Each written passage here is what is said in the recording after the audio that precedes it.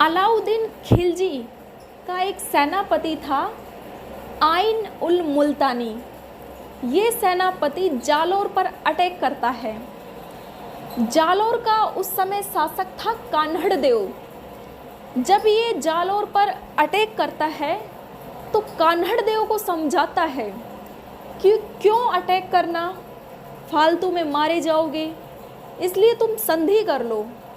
कान्हड़ देव इनकी बात मानता है और इनसे संधि करता है।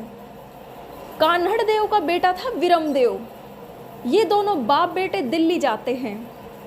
अलाउद्दीन खिलजी सोचता है कि इन्होंने संधि तो कर ली, अब मैं इनका व्यवहार और देखता हूँ, इसलिए ये वहाँ पर ही रहते हैं दिल्ली। विरम देव के बारे में खूब सारी बातें हैं। कहते हैं कि विरम देव उस समय का बहुत हैंडसम राजकुमार था। विरम देव के शरीर पर बाल नहीं थे और इतना हैंडसम राजकुमार था, इस समय का आप रणवीर कपूर मान लो। और विरम देव एकदम गोरा चिट्टा, शरीर पर एक भी बाल नहीं। लेकिन उस समय बाल न होना बुरा माना जाता था।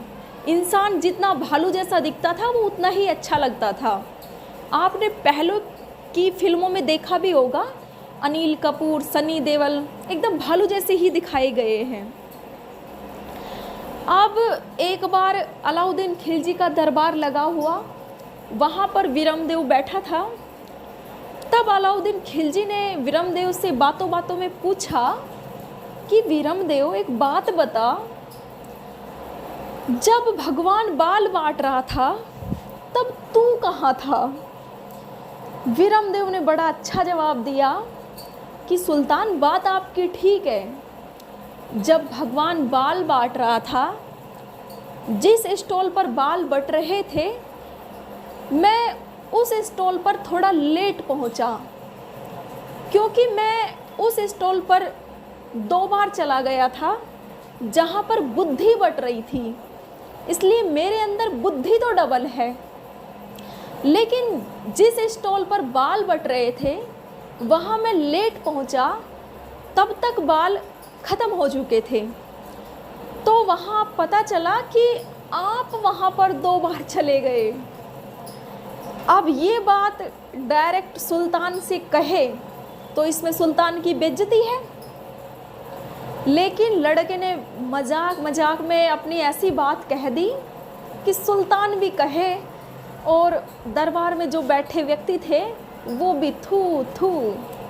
विरम देव ने क्या जवाब दिया है, लड़का देखने में ही हैंडसम नहीं, बातों में भी एकदम अच्छा है।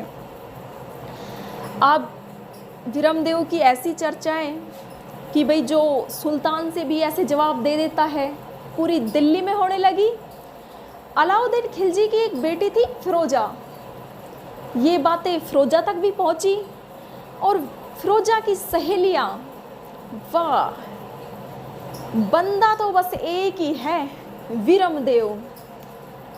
अब एक बार फिरोजा अपने महल के छत पर खड़ी थी, सुबह का टाइम था। उस समय जो विरम देव था वो जिम से वापस आ रहा था, टी शर्ट वगैरह उतारी हुई थी। विरम देव के शरीर से पसीना टपक रहा था और फिरोजा विरम देव को देखती है। Love at first side. Firoza Viram Dev से मोहब्बत करने लगती है और अपने पिता के पास जाती है, अलाउद्दीन खिलजी के पास, और कहती है, डैडी मैं विरम देव से शादी करूँगी। अलाउद्दीन खिलजी को गुस्सा आता है, गुस्ताख लड़की, वो गैर मजहब का है, काफिर है वो, हम तेरी शादी वहाँ कैसे कर दें?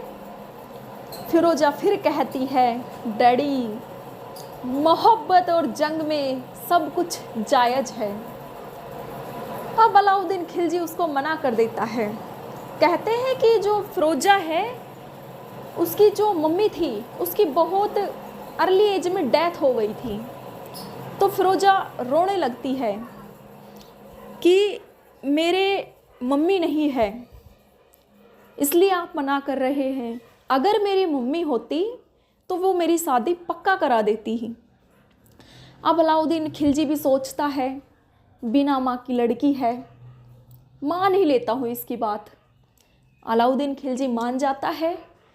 फिर अलाउद्दीन खिलजी कान्हड़ देव से मिलता है और कहता है कि मैं अपनी राजकुमारी की शादी तुम्हारे राजकुमार विरमदेव से करना चाहता हूँ। और जो कान्हड़ देव और विरमदेव थे ये शादी करना नहीं चाहते थे। अब ये डायरेक्ट तो कैसे मना करें सुल्तान को, क्योंकि अगर डायरेक्ट मना किया तो सुल्तान शाम से पहले इनके पकोड़े बना के खा जाता। लोग इन्हें अलाउद्दीन खिलजी कहते थे।